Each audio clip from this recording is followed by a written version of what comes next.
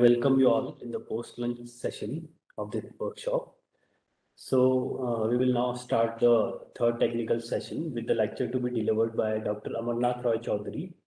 This is on the topic Geometric Nonlinear Finite Element Analysis of Elastic Continuum. Dr. Roy Chowdhary is presently working as an assistant professor in the Department of Civil Engineering and at Institute of Technology, Kanpur, India.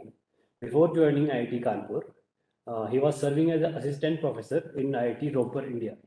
Dr. Chowdhary has completed his PhD from National University of Singapore and continued there as a postdoctoral research fellow before joining IIT Ropar.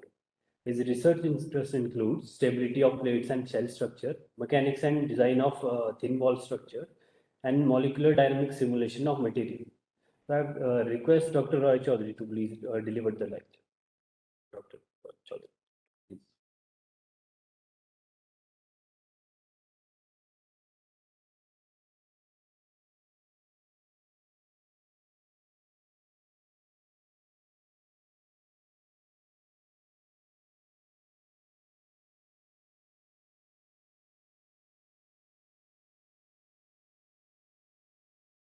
Hello.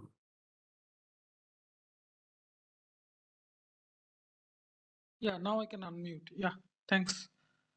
Just let me share my presentation. Just give me 1 second.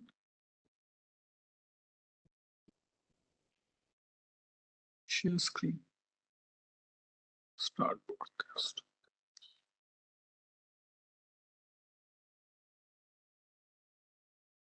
Are you able to see my screen? Hello? Yes, sir. Yes, sir. Yes, sir. It's coming. Yeah. Okay, great. So I'll start. So should I start now? Yes, sir. Okay. Good afternoon, everyone. So my name is Amar Nath. I'm from Civil Department at IIT Kanpur. So today I'm going to talk about geometric nonlinear finite element analysis. But this is just to learn the subject. I'm not going to go into too much detail of it. So that my objective will be to talk about geometric nonlinearity, to introduce you to geometric nonlinear finite element analysis. And let's start this presentation now. So first of all, what is geometric nonlinearity? Let me show you a simple example. So let's say I have a pretension cable and I am subjecting it to a transverse load P. So you have probably seen cloth hangers. So you have for drying clothes, you have used ropes and you have hang clothes there. So now if you see the picture here on the screen, that if I have a pretension cable, if I subject it to a transverse load P, the cable sags down and tension starts to generate in the cable. And when you want to find out the tension in the cable in analysis, what you do, we just write down the equation of equilibrium. So P will be resisted by the transverse component of tension T. Now, here, in order to find out the tension in the cable, what we need to know is that how much the cable has sagged down, that you need to know this angle theta. Now, here, what it shows us that unless we know the deformed geometry, we cannot solve for the internal forces. And this is a geometric nonlinear problem. So here the nitty-gritty I'll skip because this is just to tell you the procedure. But the basic understanding is to while writing down the equations of equilibrium, you need to consider the deformed geometry of the structure. And whenever you have to do so, that is called a geometric nonlinear problem. And now let us see one simple example just to understand what is geometric nonlinearity. Now, I have taken an example of a simply supported beam. Mostly, hopefully all of you are familiar with beam and hopefully you are. And so the beam is of length L and there is subjected to a transverse load Q and there is an axial compression force P there. And now we are using an Euler-Bernoulli beam theory or the classical beam theory, but we have an additional compression force P here.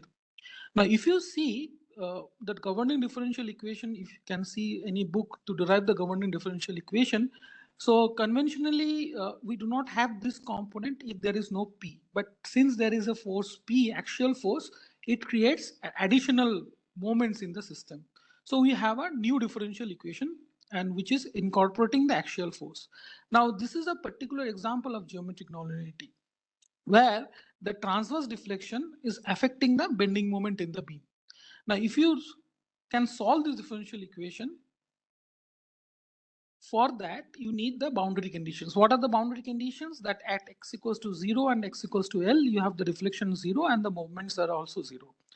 Now, in order to solve this, let us say that we approximate the deflection field with some kind of a double sign series.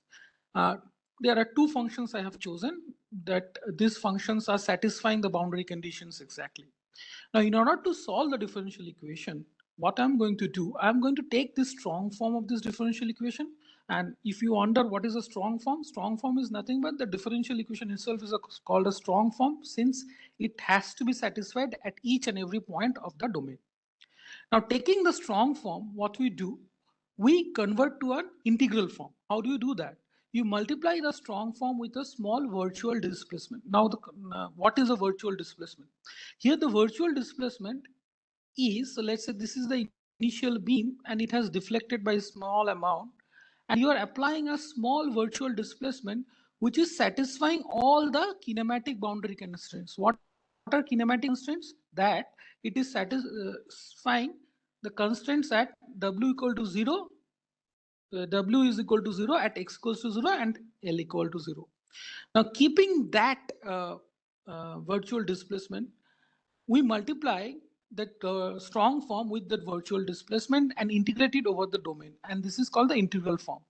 And from the integral form, if you integrate it twice, it comes to be a weak form. So this is called the weak form of the equation. Now, in the weak form, if you see, these are the boundary terms that are coming in picture. After, if you keep on integrating it, you know that how to integrate a function. That's what it is. And you have, this is the domain term and these are the boundary terms. Now, in this equation, if I substitute the approximation, what happens, you see, you can convert this weak form to an algebraic form. So this is an algebraic form of the equation of equilibrium, algebraic form. Write down something, hopefully it's not too much annoying, but try to bear with that. Now, if you see the algebraic form, what it does is that it converts the differential equation to some algebraic equation. So it is of the form like ax equals to b. Now, in this algebraic form, these quickly terms, these are representing the virtual terms, and the virtual terms are common on the left hand side and the right hand side. If we get rid of them, we get the final equation here. And in the final equation, the first term, this is called the material tangent stiffness matrix. So, or you can just write down Km. The second term, the one in blue, this is called the geometric tangent stiffness matrix. And the third, and this term is the load vector. And this one we can solve for the unknown deflection, that W1 and W2. And once you know the unknown deflections, we can find out the bending moment in the system. And this is a typical example of a geometric nonlinear problem. However, it is very simplistic form. We have neglected lots of other phenomena like large strain and other. We are just linearizing the system and to come up with a simplified form, and this one we solve. And we generally adopt this one in conventional structural analysis in civil engineering to find out the solution. And based on that, we can find out the increased bending moment and increased forces in the system. So crux of the story is that due to geometric nonlinear effect, what you cannot ignore is the deformation that is occurring in the system. So far now in undergraduate studies, what we do, we assume that the undeformed geometry and the deformed geometry are closely the same. But when you have a geometric nonlinear problem, these two configurations are different. And that we need to account for while you are writing down all the equations of equilibrium and you want to find out the internal forces in the system. Fine. Now, with this, what we are going to do, we are going to move forward and towards the continuum definition of geometric nonlinearity. And I'll tell you that if you have any doubt, you can stop me during the presentation or you can ask me after the presentation. That's also fine. Now, coming to continuum definition of geometric nonlinearity, first of all, I need to give you some idea from vectors because this is an easier way to understand nonlinear geometry effect in deformable continua. So first of all, one terminology I should clear what is a continuum. A continuum is a body where the matter is continuous and we are ignoring the underlying microstructure. For example, in previous talks, you have learned about the soil has lots of microstructure. Not only soil, if you see even concrete has a microstructural component. But when you are writing down the stress strain response of concrete, what we do, we take an homogenized response, we take an average response over that, and we represent that concrete to be as a continuum body. Same as for soil or any other kind of structure system. It can be even for steel also. If you see, there are polycrystals, and then you are finally homogenizing those behavior at the micron scale to convert to a continuum scale. And now we are going to talk about continuum geometries. In continuum geometry, let us say we have three axes now. These are the three orthonormal basis vectors. So x, y, z, instead of x, y, z, I am using e1, e2, and e3 for convenience that you'll see soon. Now, let's say at any point of this body is given by A, and for which the position vector, I am denoting it by xi. And now this position vector, what does it mean by xi? So I have explained it here. The point A has a position vector Ra. We can write down x1, e1. So this one will be e1. Sorry, no, it will not be e2. And this one will be e3. So what do they represent? So these x1, x2, x3 are the components of the vector, and e1, e2, e3 are the basis vectors. And in a shortened form, we write down in this way: xi, ei. So this is a initial notations, and this is summation rule. If you do not understand, that's fine. It's not that complex. Just understand that if you have two repeated indices, these I are called the indices. So repeated indices means that you have to sum it over that index. And how many times do you need to sum? That depends on the dimension of the problem. So here you have talking about three-dimensional geometries. So you have to sum it 3 times. Fine. And there is another point, let's say adjacent point, which is B, for which we can write down xi, ei. So this is also representing a summation over those indices. Now, if we subtract the position vectors, we can define a vector in that geometry, A and B. And if you understand entire mechanics part, if you talk about strain and strain especially, it is talking about how this vector is changing as you deform the body. That's why the definition of strain comes. Soon you will see. But let us say this is a vector AB, which is representing the difference between the position vector. And this is a shorthand notation of writing down the vector AB. Now, this is also known as a first order tensor. So first, what is a first order tensor? There are the very simple rule is that if a first order tensor operates, the operation is a simple dot product, operates on another vector, it will give you a zeroth order tensor, which is a scalar. So for example, let us say I have a vector u, and which is operating on another vector v, and the operation is nothing but a dot product. So what you have a dot product between these two vectors. What it gives rise to, that ui and vj, these are the components of the vectors, and these are the two basis vectors, and they are, when you know that these two are orthonormal basis, as you do a dot product, they give you a delta ij. So this is a Kronecker delta. And if you do not understand what is Kronecker delta, simpler way of saying is that if I do a dot product e1 and e1, will get equal 1, and e1, if I do a dot product with e2, be equal to 0. This is a simplified way of writing that. Instead of writing so many things, just write down delta ij. So finally, what you are getting ui and vi. See, there is no direction associated with this quantity. So this is a scalar quantity. That's how you can understand this is a vector quantity. Now, when you talk about continuum mechanics, you are going to get other tensors as well. So in the previous session, Prof. Mukherjee and also Prof. Das was talking about and actually showing you some tensors. So you also saw the second order tensor stresses and all those things. So what is a second order tensor? Very simple way of understanding a second order tensor is a second order tensor will have two directions associated with it. A vector, a first order tensor, we had one direction associated with it. A second order tensor will have two directions associated with it. Now, what are the examples of a second order tensor?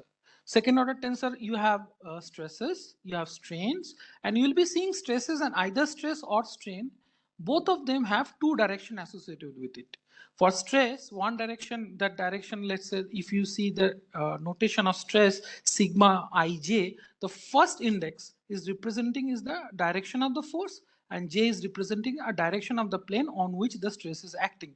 So if you remember a simple cube, Prof. Mukherjee showed you this cube. Sigma 1 was acting in this direction. Sigma 1 2, the shear component was acting sigma 2 1. So because this is the notation I use, so that's why I'm going to use that 1, and this is 2. So you see that sigma 2 1, sigma 2 is the direction of the force and 1 is the direction of the plane. So that's why there are two indices there. Similarly for strain, so one direction will be the direction of deformation and the other index will be direction of the plane. Now, there is another important quantity in continuum mechanics you have seen previously, that is the elasticity tensor, which is a fourth order tensor. It is a fourth order tensor because it is relating a second order tensor, which is strain with stress. So that's why you have 4 indices here, and that's what it is. So this one will help us to see later on some equations I'll be showing on the screen. It will help you to understand what is this CIJKL. Okay, so crux of the story that we have talked about the deformations, and we have not talked about deformations yet. We have talked about vectors and just some tensors, some definitions. Now, coming to finite deformation kinematics. So what is the problem with the finite deformation kinematics? Imagine you have a body, okay, and the body is continuously deforming with time. So as the body continuously deform, you have an initial undeformed configuration, and you have an intermediate configuration, and you have a final configuration or the current configuration. And you can think of that, okay, a body is moving and you are taking a picture with the help of a camera, and you can imagine at each instant of time you are getting a deformed configuration of the body. So now in the initial configuration, any point I can represent it with x subscript I with another superscript 0. So the notations can be a bit scary here. If you understand the notations, everything is clear, will be clear so it will be very clear to understand that. So that's why I'll take some time to explain the notation. So in the first configuration, if you see xi superscript 0, that is representing the ith component of the position x in the initial configuration. Similarly, if you see x subscript I superscript t, that is meaning the ith configuration of position the point in the instant t, okay. And similarly for the other instant t plus del t. So the body is evolving with time. Now, so this is a position of a point, and if you see a vector, the small red line, this is a vector joining two adjacent points. Similarly, you see that initial in the undeformed configuration, I am representing it with a delta sign xi superscript 0. Intermediate configuration at t, which are representing with the superscript t, and the current configuration I am using t plus del t. I am assuming the current configuration is a little bit away from the intermediate configuration. Now coming to the definition of strains. So in small deformation kinematics, or when you do not have the geometric nonlinearity, you have seen about engineering strain measures. So engineering strain measure, it is measuring the change in length over the original length. But in a finite deformation setting, you have numerous definition of strain measures. So I am going to discuss only one, which you are going to use in the later part of that lecture. Now, if you see, how do we define this component of strain? So the one in red, this is called the Green-Lagrange strain tensor. And it is defined as the change in length square. And you have a 2 here, the 2 is required later on. If you learn a little bit of continuum mechanics, you will understand why the 2 is there. Otherwise, take this definition with a grain of salt. But the basic definition of Green-Lagrangian strain tensor is it is looking at the change in length square of two vectors. So if you take a vector in the undeformed configuration and if you take a vector in the deformed configuration, so it is measuring the change in length square of the body. Now, so if you see, this is the simple definition. Now what we are going to do, we are going to substitute these quantities from the definition of the position vector. So you can see from the definition of the position vectors that if I substitute, I'll get, this is the increment or the vector in the deformed configuration, I can write down in this format. And then finally, this comes out to be the definition of green strain tensor. Now, in the previous lectures, you have probably seen only this part of the strain tensor. This is called the small strain tensor or the engineering strain tensor. Engineering strain tensor. Okay, or it's also called the nominal tensor. But now, because of the geometric nonlinear effect, you are getting additional parts here. So these are the nonlinear part. You can see there at one function is getting multiplied with another. It is giving you some sense of nonlinearity here. Now, after having an idea what green Lagrange strain tensor is, now we are going to define green Lagrangian strain tensor in a different context. What is that context? So that is called a total Lagrangian description of green strain. What is that? So in a total Lagrangian description, what we are trying to do, we're trying to find out the strain in the current configuration of the body with respect to the reference configuration, taking this one as my reference. So here the reference configuration is the configuration at t equal to 0 or the undeformed body, and the current configuration is shown here. Okay, and we are trying to define the strain in this current configuration with the help of the initial configuration. So the intermediate configuration doesn't play any role here. So this is all about talking about the current and the initial. So how do we define? The definition is the same. So you see, this is the definition of green Lagrange strain. Now it is talking about a length square in the current configuration minus the length square of the initial configuration. Now, if you substitute all the terms, all these terms in the position code, change in position and everything, then you will find out the green strain in the current configuration can be written as this format, which is nothing but the green strain of the intermediate configuration, which will come from definition directly, and plus the increment part. Now, in the increment part, see there are something is written in green and something is written in purple.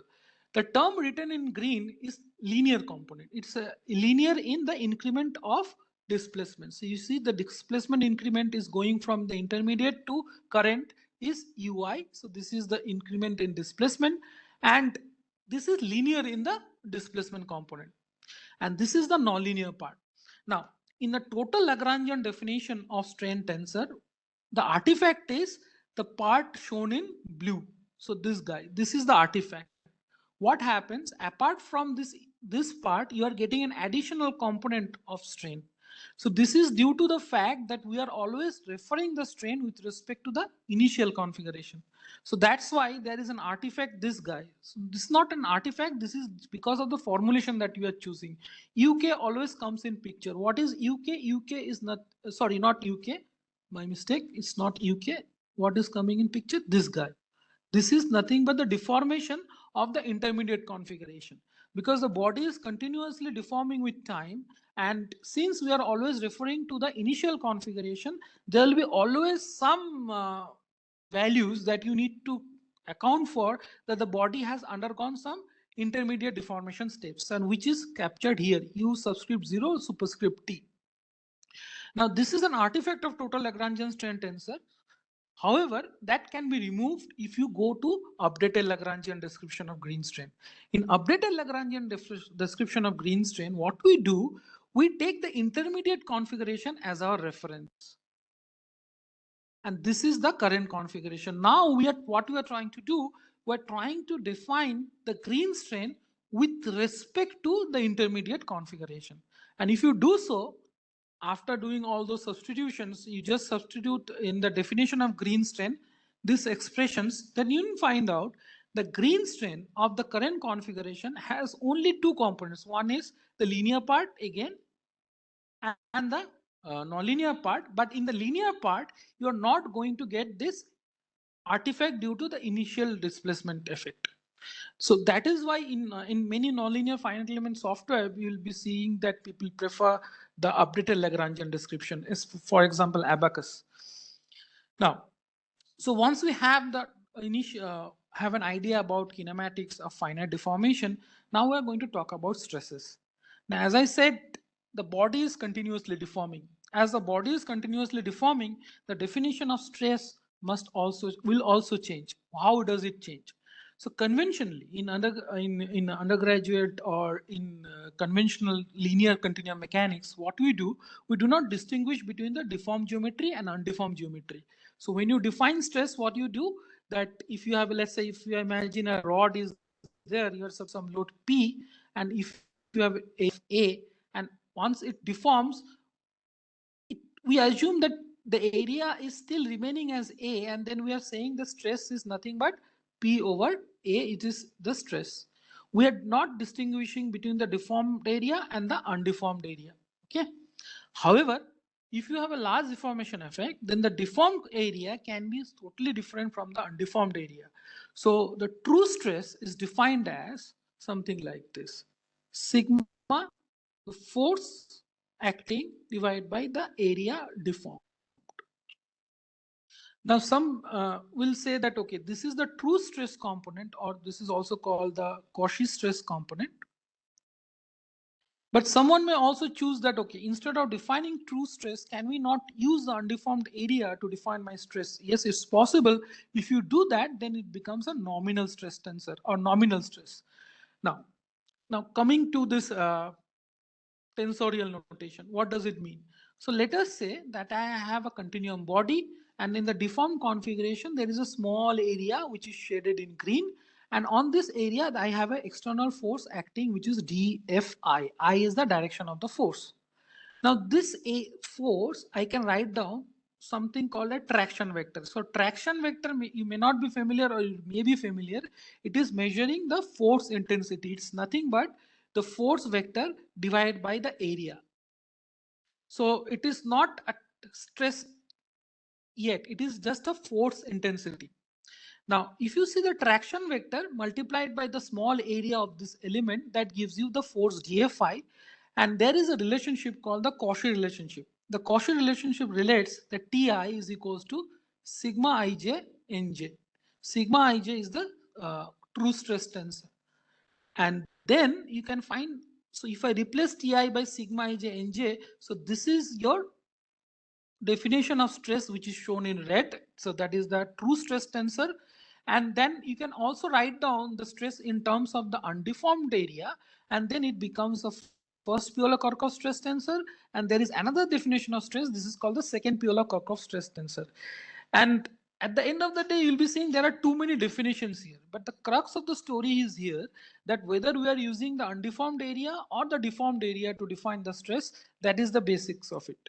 But the true stress is always defined over the deformed area, but we can always define the undeformed area to define our stress quantities. Now, if you want to know more about them, you have to read a little bit of continuum mechanics. I have some references you can read from them, but this is what the definition is. Now, as you can see, at the end of the day, all these stress measures, whether you are using Cauchy stress or whether you are using second Piola-Kirchhoff or your first Piola-Kirchhoff, it is always measuring the force acting on the body. That's why all these stress quantities are having a relationship among them. What is the relationship? So this is what the relationship is. And this one can be derived again, and it can be derived, but I am going to skip the derivation.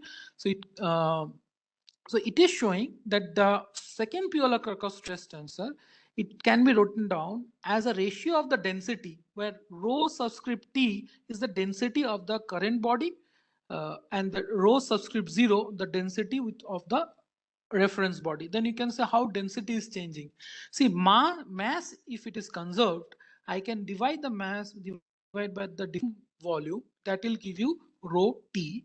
And if mass is again conserved, then if I divide the mass by the undeformed volume, then it will give you rho 0. So that's what this is talking about. So mass is conserved here. If mass is conserved, then you can find out the relationship between the two densities. Now, finally, that what it shows us, that I can use some transformation rules that will transform the Cauchy stress to second Piola-Kirchhoff stress tensor.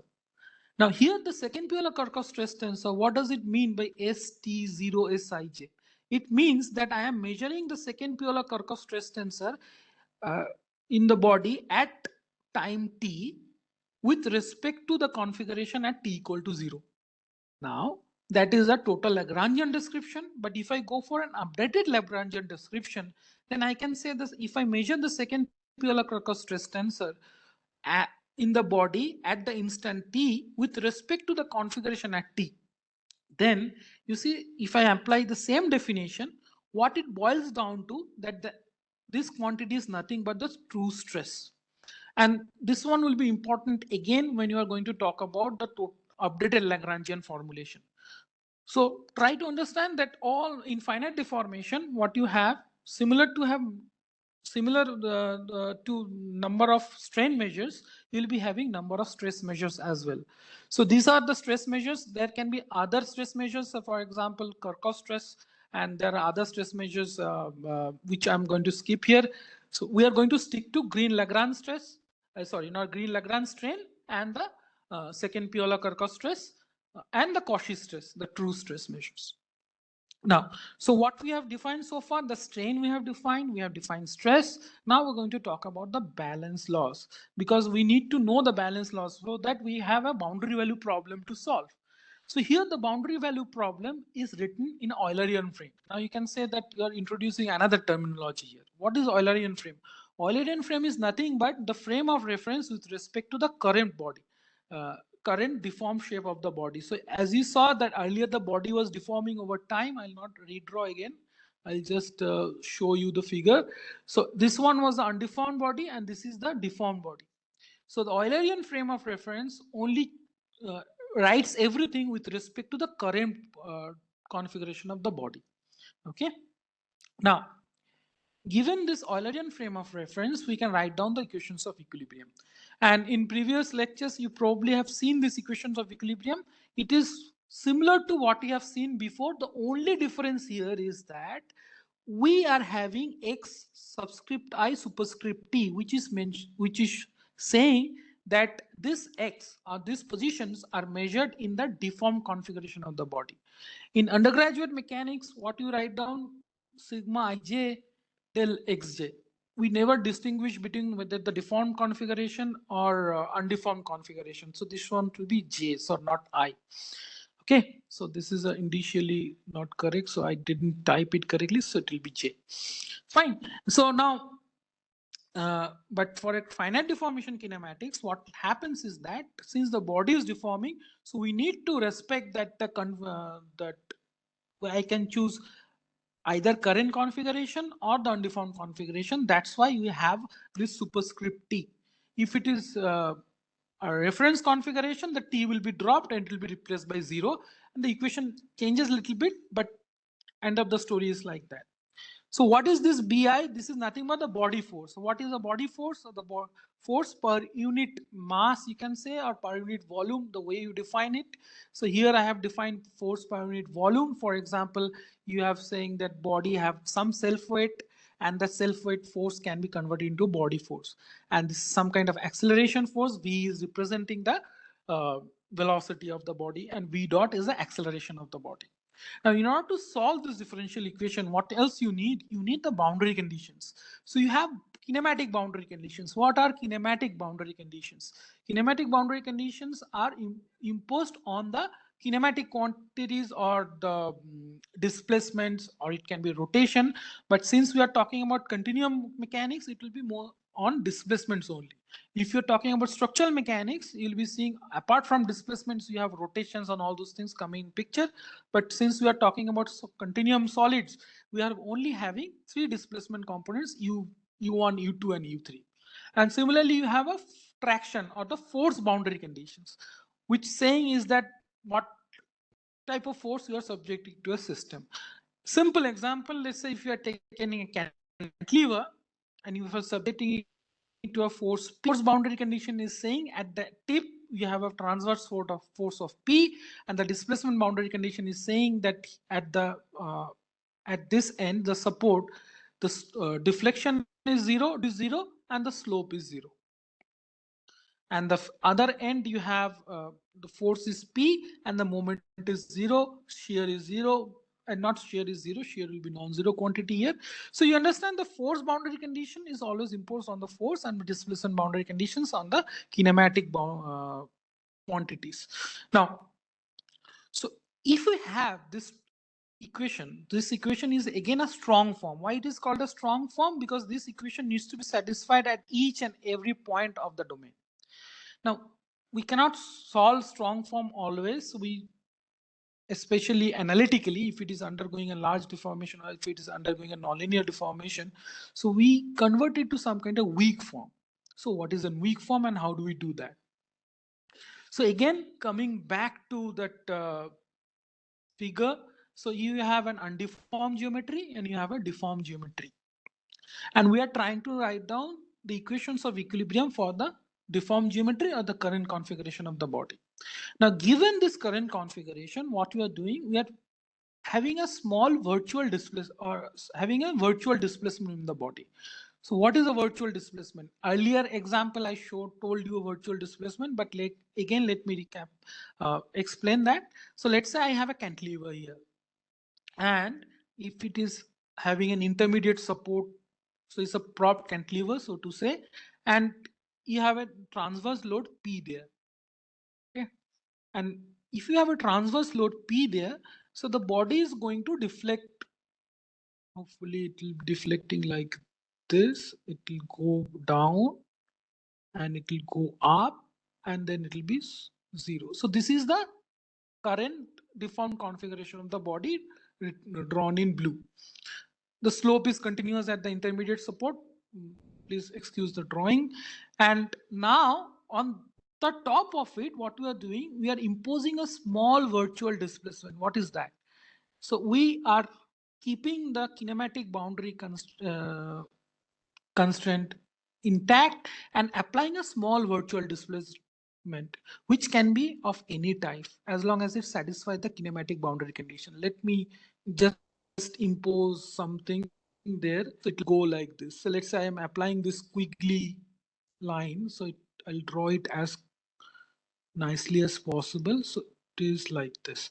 So it is a virtually displaced body. So this is not an actual one. This is just a virtual one. We are doing it to perturb the equation of equilibrium or the perturb the equilibrium configuration, and that's what is shown in the dashed line, and it is satisfying all the kinematic boundary conditions that you have in the body. Now, given this virtual displacement, what you are going to do, we are going to multiply these equations of equilibrium with this virtual displacement, and we are going to start integrating it. Same thing what we have done for that beam column problem earlier. Now, if you keep on integrating it, you are going to get the boundary terms, and then again we are going to use the Cauchy relationship, and then we can convert this strong form, the strong form to an weak form of the equation of equilibrium. So this is what representing the weak form of the equation of equilibrium, and see if it is written in the current configuration only. And since it is written in the current configuration, that's why I'm talking about Eulerian description. So we are not yet in the Lagrangian description that we are going to move soon. So now coming to the Lagrangian description. So what we are going to do, we have a weak form of the equilibrium equation in the current Eulerian description, and we are going to take this weak form of the equilibrium equation to Lagrangian description. So in a Lagrangian description, what is it basically talking about? It is transforming the variable from the current state to the undeformed state. And many of you, not many of you, all of us done has calculus. In calculus, what you do, you sometimes choose a different type of variable to convert the integrals to from a complex to a simpler form, right? That's what we are doing here. So we are converting something from a very complex form to a simple form. So now what we are doing, we are taking the current, the equation of equilibrium from written in a weak form from the Eulerian description to a Lagrangian description. So when you do the conversion, earlier I showed you that all the stress quantities are related. We can do this transformation and we finally get this Lagrangian description of the weak form of the equation of equilibrium. Now, once we have this Lagrangian description, then we are good to go with the finite element framework or finite element formulation in the updated and the total Lagrangian framework.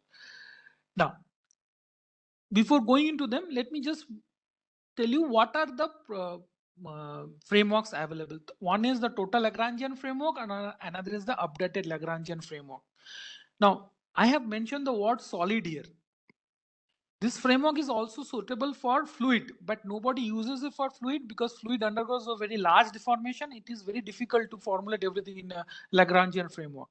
Eulerian framework is much more suitable for fluid. However, whatever we are learning, that is applicable for any continuum body, but for solid bodies, we prefer to use total or updated Lagrangian framework. Both of them will give you same answer. One is much more convenient to use and other is much more convenient to code, means write a code.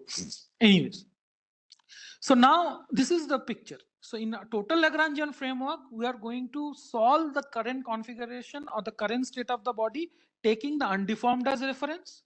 And in the updated Lagrangian framework, we are going to solve the current configuration, taking the intermediate configuration as a reference. Intermediate configuration can be any intermediate state of the body. Now, once you have that idea, now let us go into the total Lagrangian framework or formulation. So in a total Lagrangian framework, so what you have, we have this equation of equilibrium written in weak form for the body at instant t plus delta t. That's why you see all the superscript t plus delta t's are there. So these are representing that we are writing down the equations of equilibrium in a weak form for the body at the instant t plus delta t. Now we cannot solve this equation yet. Of course, we cannot solve it analytically, so we need to find out some way to linearize it. A little bit digress from here, that the concept of linearization. So many of you are familiar with Newton-Raphson technique, or where we find out the solution of a function of the form, let's say fx equal to 0. So what we are trying to find out, that given a function fx, we're trying to find out the roots of the function. So for example, ax square plus bx plus c equal to 0, you're trying to find out the roots of a function.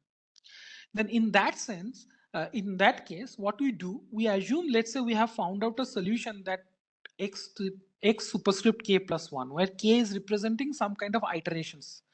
Then I am writing down, which is in the following, that x superscript k plus 1 is given by x superscript k plus a small increment delta x. Then we are substituting in this equation, then we have to solve this equation. And then if we use a Taylor series approximation and drop the higher order terms in delta x, then we can get a correction delta x of this format. And then we can keep on updating the solution, that okay, the new solution is whatever we had, or so this delta is not there, so whatever we had in the old case plus the small increment. So that's how you can update the solution and finally lead to a converged solution. Same thing we are going to do for geometric nonlinear finite element analysis. Now let's see what we are going to do.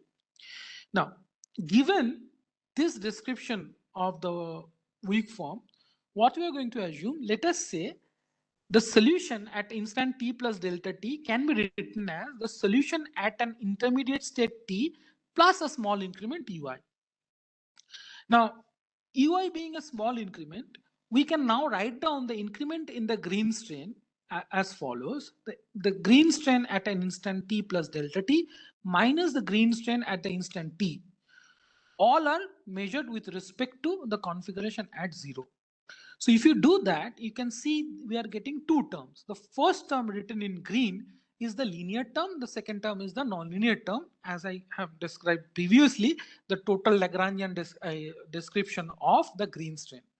So here, what you are writing down is that the green strain, the increment in the green strain has two parts, is the linear part and the nonlinear part. Okay.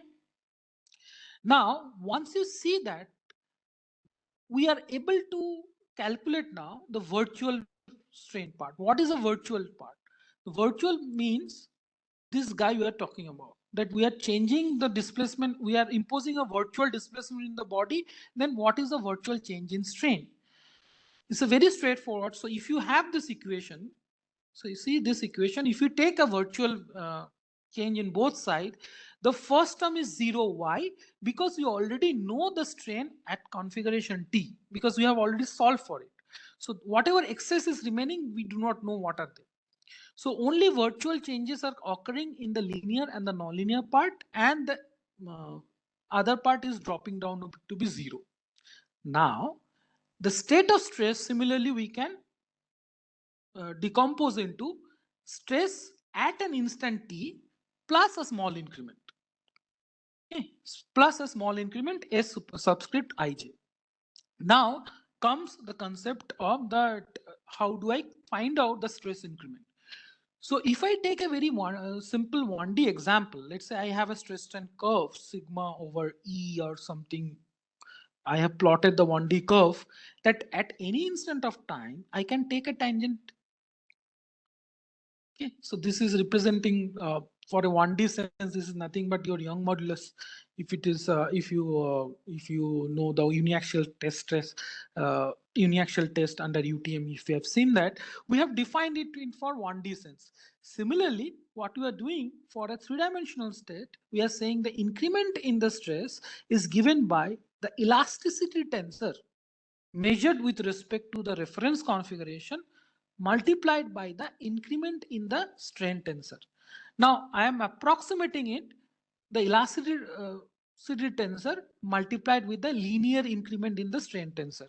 Now in the next slide you will be clear why am I making this approximation. But for now, just take it with a grain of salt that I am writing down the stress increment as a linear approximation. So here we are linearizing the thing so that we can solve it. Now after linearization, so this is what it looks like. Strain increment will look like this. This is the stress in the nonlinear part of the strain increment, and this is the virtual component, and this is the virtual component of the nonlinear part. Now here, what do you observe? The strain increment is linear in ui. Why it is linear in ui? So if you see this function, in this function you have ui here, and here is ui. So this is only linear in ui. So and the nonlinear part is quadratic in ui. Why? Because you see ui is appearing twice.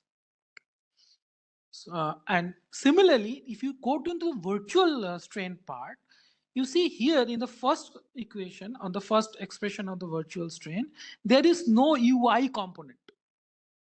You may say that, okay, there is something here, but this is not ui. This is not the increment of strain.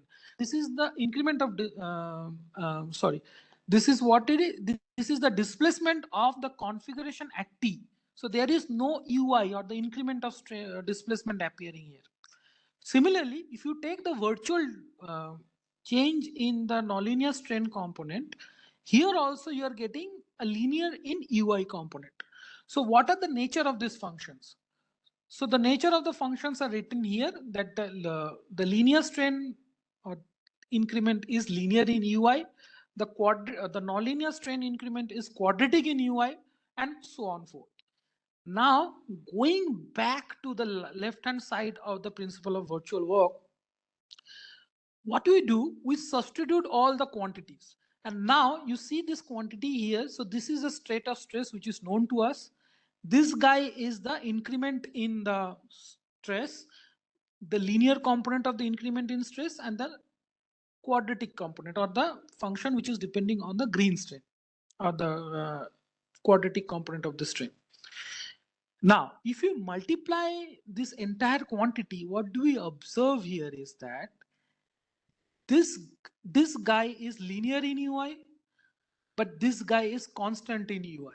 Means it's not depending on ui. However,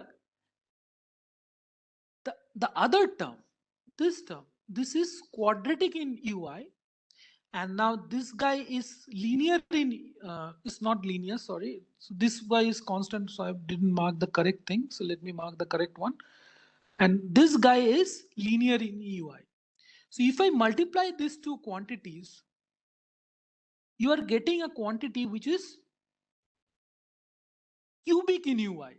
Since ui is a small increment in displacement, we are approximating this quantity can be dropped, or we are assuming this quantity can be dropped, because that is the assumption we are making. The displacement increments are small. That's why some of the product terms we are dropping. So let's see what happens. So as we said that this guy multiplied by this guy we retain. This guy multiplied by this guy we retain. Again, which terms we are dropping? This one multiplied with this one we are dropping. And why we are dropping that?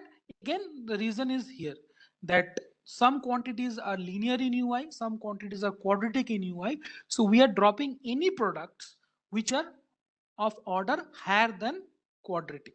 So if you do these steps, it will be clear. Now, so after dropping the small terms, what it comes down to is this one. You see, this is the part. You see, this part is not a function of UI. UI is not appearing here. This part is linear in UI and this part is quadratic in UI. So we are dropping any terms which are of order quadratic, which of order higher than the quadratic in UI or the displacement increments. Now this is the final linearized form of the equations. And now this linearized form we'll use, not we will use it, are used in finite element analysis for solution. Okay, but we are not going to go into the finite element analysis, but we are going to go to the next part, the updated Lagrangian. So in updated Lagrangian, procedure is similar. However, how it changes, you see, there is the change. Earlier, we are writing down everything with respect to the configuration at t equal to 0, but right now we are going to write down everything with respect to the configuration at t. So we are not considering the undeformed geometry. We are taking the intermediate configuration of a body and we are trying to find out a new configuration of the body. So this is what we are interested in. Now, if you see that, then through straightforward calculation, and actually we have done it before, that the strain increment, I can write down, it has two components. One is the linear part and the nonlinear part, as we had also had in the total Lagrangian description. But you observe the initial displacement effect is not appearing in the linear component. So that makes this equation a little bit simpler to code actually. And Abacus uses this approach. Now, again, the stress increment, we are going to write down the stress at an instant t plus a incremental stress. The stress at instant t measured with respect to the configuration at t is nothing but the Cauchy stress, as I have shown before. And this Sij, I'm going to write down as the elasticity tensor with respect to the configuration at t multiplied by the increment in strain. So this is the strain increment you can see. And again, we are approximating it as a linear component of strain. So there comes your linearization. You can keep the quadratic part, but then your solution will become very complex to solve. Nobody does that, but you can try. But now, so if you do the linearization of updated Lagrangian equation, similar procedure that what you have followed before, then what you observe that we are getting equations of a similar form. But right in this equation, what are the subtle changes? The subtle changes are there that you do not have an initial displacement effect, which is good. And another thing is that instead of having this second Piola-Karpov stress tensor, what we are finally getting here is that Cauchy stress tensor. So here probably the Cauchy stress tensor or the true stress tensor. And here this is your elasticity tensor and so on and so forth. And finally, this is what the weak form of the governing differential equation is. So either updated or total Lagrangian equation, total Lagrangian finite element frameworks will give you the weak form of the equations of equilibrium.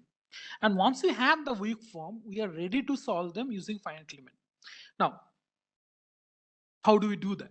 So let's come to that. So I have taken a very simple example from one of something I have done before.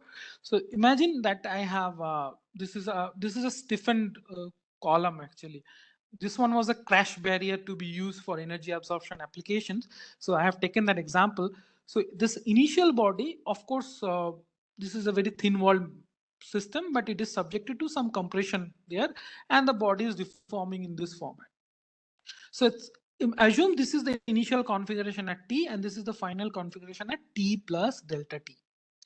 Now the initial configuration, what we are doing now, then we are taking a small element from the initial configuration. Then we are saying this element is shown here. So this is called the uh, uh, master element.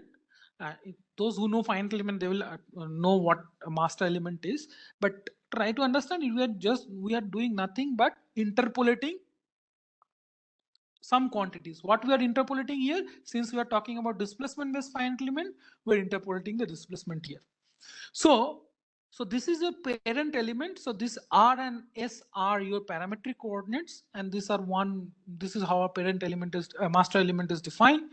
And what we write down here is that we write down that the position at an instant t can be written as interpolation of the nodal values. The nodal values are represented by this capital I, superscript capital I, multiplied with the interpolation function Ni. So how do we do that? What are these interpolation functions? So you see, these are the interpolation functions N1, N2, N3, N4. What are the properties of the interpolation function? You see that N1, if you substitute R equal to 1 and S equal to 1, that becomes 1, and any other point it is equal to 0. And similarly, N2 will be 1 at the location 2, but every other point it will be 0. So it is nothing but interpolating the quantities of desire. You can so since it is a displacement base, we are only talking about the kinematic quantities.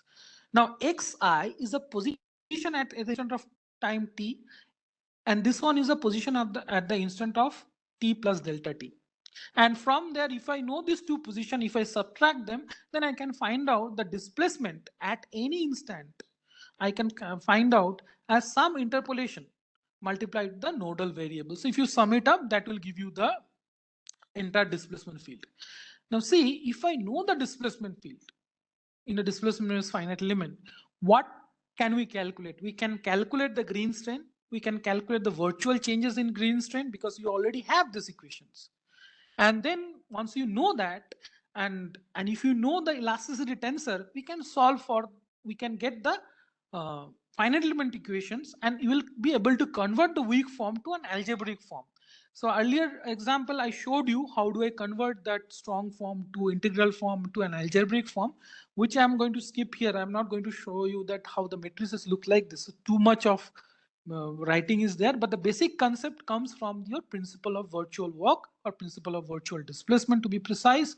And in the principle of virtual displacement, if you substitute the finite element interpolations, you are going to get the matrices, then you can keep on solving them. Now, so this is the crux of geometric nonlinear finite element analysis. Now, how do you connect it with the material nonlinearity, which I'm not going to cover, but see, this is the prelude to that. In geometric nonlinear finite element, the material aspect is coming in terms of the elasticity tensor. So if you have a, let's say, elastic, perfectly plastic of whatever it is, if it is, let's say, if you know the stress strain behavior, if you have done an experiment, let's say I'm going to take an 1D example, and whatever it is, if it is elastic, then it is unloading, then it is loading again, whatever it does, if you can define at any instant of time the tangent modulus, you can actually solve a nonlinear finite element problem as well, and material nonlinear problem as well. So what you need to do, you need to keep on updating the tangent stiffness tensor, keeping in mind the state of stress in the body. For plastics, means material undergoing elastic deformation, the state of stress depends on the previous history. So that tangent modulus must capture the previous history. Now, I'm not going to go into that, but if you go into the details of this CIJKL, there are other definitions of the tangent tensor which you can derive from different stress rate formulations. So for example, Jaumann and all those rates, which it's not difficult, but it's all, but it has lots of elaborate mathematics, which I'm not going to go into detail. But if somebody is doing in abacus, you'll be finding out they will be defining in terms of this Truesdale rate, Jaumann rate. If you are interested, go and read any this Belitsko nonlinear finite element.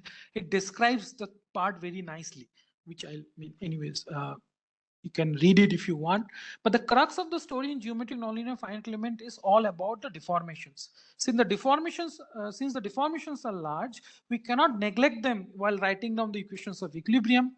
So we have to consider them, and while considering them, we get the equations of equilibrium, and from this equations of equilibrium, we convert to a weak form. And while converting to the weak form, we can either use the undeformed configuration as my reference, or an intermediate known configuration my reference. If I am using the undeformed configuration my reference, so that is called the total Lagrangian framework. If I am using the intermediate known configuration as my reference, so that is called an updated Lagrangian formulation. So you can think of in updated Lagrangian, you are changing the reference state as you are finding out new equations of equilibrium. So that's the basic idea. Now, I'll give you one interesting example of geometric nonlinearity, because so far now we are talking about lots of mathematics and all those things, but this is a very interesting example. In 2001, Rodney Lex, in his paper in Nature, what he showed that if you have a composite material where you have a negative stiffness inclusion, negative stiffness means the stresses are not going to increase with displacement, they are going to fall. So that's how it is. So if you have a negative stiffness inclusion, what happens is that the material shows very high damping.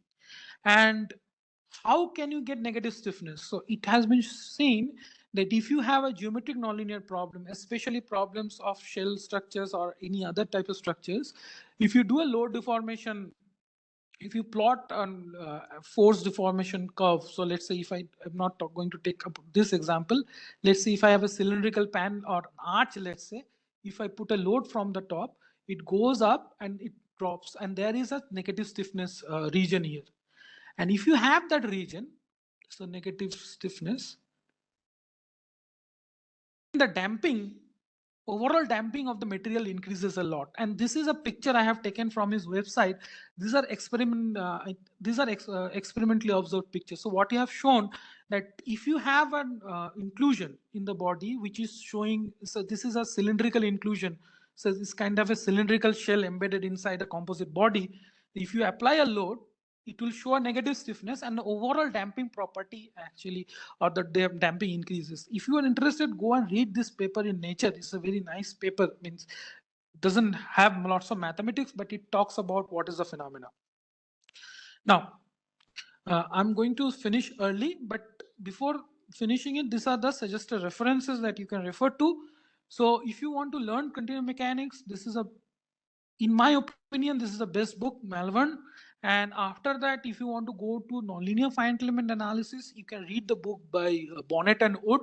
And also, I have used Bathe as my reference, but Bonnet and Wood is a very good if you want to understand the crux of nonlinear continuum mechanics.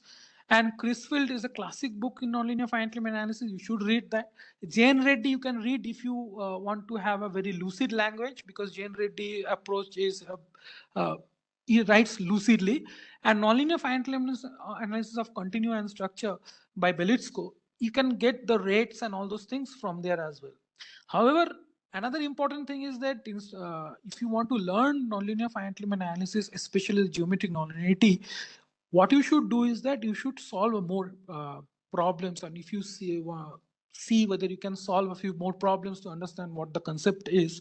Here are some suggested open source tools, because many of us may not have access to Abacus or the commercial packages, but these open source tools are good enough. The Calculix, if you want to start with Calculix uses similar input as Abacus, but the only difference in Calculix and Abacus is that Calculix has only continuum elements, but the input file is the same as Abacus, because that's how it was developed in it was developed to mimic Abacus, not copy Abacus. It's developed to mimic Abacus so that other people can learn this. And Calculix has been widely used. PyFEM, which is a Python-based finite element tool, you can actually use, and PyFEM is connected with this book. There is a latest version of this book. Rene, I cannot spell his name correctly, Rene the Bost and others. This PyFEM is connected with that. It is also an open source. If you want to download, you can download. And the last one is object-oriented finite element by Zirasek, who works in non-local damage mechanics. And this is all are open, available in from the internet. You should, if you want to learn and if you want to practice and if you want to see what happens, you should go and see that. And the codes are also available. That's a very interesting thing. So this, from the codes you can also see what's going on. So I'll conclude my lecture so saying, see, geometric nonlinearity, if you need to understand geometric nonlinearity, you need to understand that the body is deforming with time and you are capturing the effect of deformation in our equations of motion and in our finite element solution. So that's why the equations looks a bit scary. It's not that scary, but in compared to, it's similar to what we had for linear finite element. But in linear finite element, you are not going to get these terms. You are going to get only this guy. Okay, you are not going to get this term and this term. So you are going to get this guy and the force vector. So those are the additional terms you are going to get in nonlinear finite element, and then you can solve it. That's fine. Now, hopefully you have understood. I don't know if you have any question, please feel free to ask. Hello? Is there anyone? Yeah. Thank you very much, Dr. Roy Chowdhary, for this wonderful session. It was mathematically enriched, but it was very it's not that. Yeah, fine. You can say that. Please go ahead. Yes, sir, but very nicely presented. Understood quite a lot. So, if any participant have any question, you can unmute your mic and directly ask Dr. Roy Chowdhary your questions.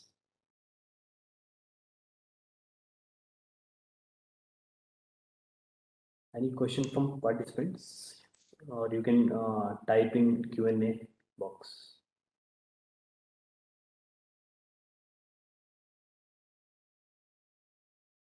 Okay.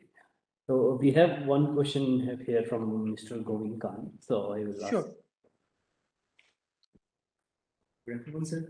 First of all, thank you very much. Such an explanatory presentations. Sir, in one of the slides, you have mentioned about the effect of the geometric nonlinearity, and you have mentioned that because of the geometric nonlinearity, there is an extra term in the strain tensor. Right. So, sir, I want to ask that, sir, because of the geometric nonlinearity, that extra term comes. So, what impact does the material nonlinearity occurs on that particular strain tensor? See, material nonlinearity will not affect the strain tensor. Strain is only measuring the deformation of the body, right?